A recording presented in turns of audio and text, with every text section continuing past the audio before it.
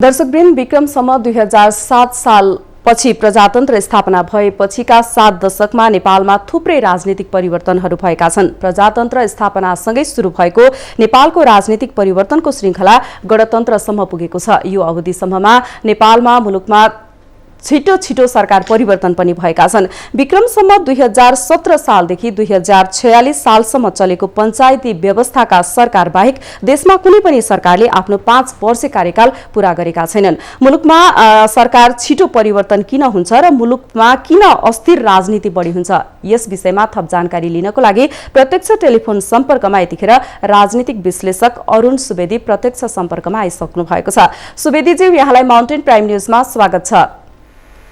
धन्यवाद।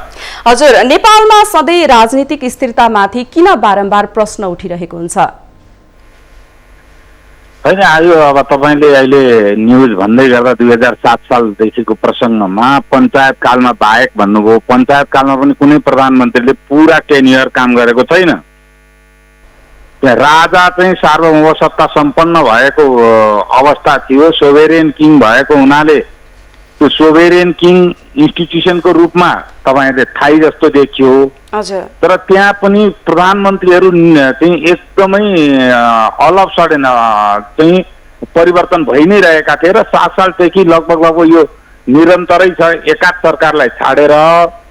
यसको पहिलो कारण के हो भने नेपालको जुन भू रणनीतिक र भू राजनीतिक अवस्थिति छ त्यसलाई हाम्रो राजनीतिक नेतृत्वले राम्ररी बुझेर व्यवस्थापन गर्न नसक्नु एउटा प्रमुख कारण मध्ये यो। हजुर, नेकपा भित्र पनि यतिखेर पछिल्लो समयमा नेकपा भित्र पनि किचलो छ। कांग्रेस भित्र पनि अधिवेशनलाई लिएर गुटबन्दी देखिएको छ। देश कोरोनाले आक्रान्त बनिरहेको छ। बाढी पहिरोले सयौंको ज्यान पनि गइसकेको अवस्थामा जनताको सुरक्षा गर्नुपर्ने बेलामा चाहिँ दलहरू आफ्नै धुनमा रुमलिएका छन्। यसले जनताप्रति चाहिँ नैराश्यता बढाउने कतिको देखिन्छ, यसलाई कसरी लिन सकिन्छ? हैन, राज्य भने चाहिँ एउटा स्थायी इन्स्टिट्युसन हो। राज्यको पोलिटिकल इस्टाब्लिसमेन्ट अथवा त्यो इस्टाब्लिसमेन्टलाई नेतृत्व गर्ने राजनीतिक शक्ति अथवा विपक्षी राजनीतिक शक्ति अथवा अरू कुनै राजनीतिक शक्ति भित्रको आन्तरिक खिचलोले राज्यको फङ्सन प्रभावित चाहिँ नहुनु पर्ने हो। यसले के हो भने राज्य आफै इन्स्टिट्युसनको रूपमा पनि हामीहरूको दुर्बल भइसकेको संकेत गर्छ। यो गम्भीर कुरा हो। अब यससित त्यस्तो अब यस्ता धेरै हेर्नुहोस्, इजरायलमा पनि हेर्नु हो भने प्रशस्त राजनीतिक खिचलोहरू हुन्छन्। अरू देशमा पनि छ, जापानमा पनि भएकै हो। अहिले सिन्जो आएन, अलिकति लामो समय टिक्या हुन्।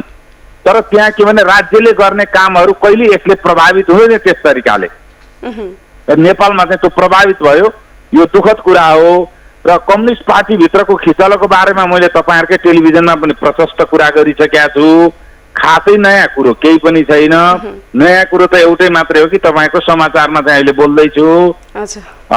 यो यसको पनि कारण भनेको अहिले तुरुन्तमा जुन नेपाल भित्र अन्तर्राष्ट्रिय शक्तिहरूको चाक को बीचको द्वन्द्व छ र त्यो द्वन्द्वलाई उचित किसिमले समायोजन गर्न नसकेर बेला एकापट्टि बेला अर्कोपट्टि लाग्ने र आफ्नो देशको भौगोलिक, सांस्कृतिक र आर्थिक वास्तविकता भन्दा एकदम अनावश्यक इमोसनमा आधारित जनमत निर्माण गरेर जनमतको लाभ लिएर सत्तामा जाने मात्रै अभिष्टलाई सबभन्दा मुख्य उद्देश्य मानेर खास गरिकन नेपालको कम्युनिस्ट आन्दोलन जसरी विकसित भएर आयो त्यसको दुष्परिणाम त काहीँ न काहीँ देख्नै पर्थ्यो, देखियो, अहिले देखिरहेको छ।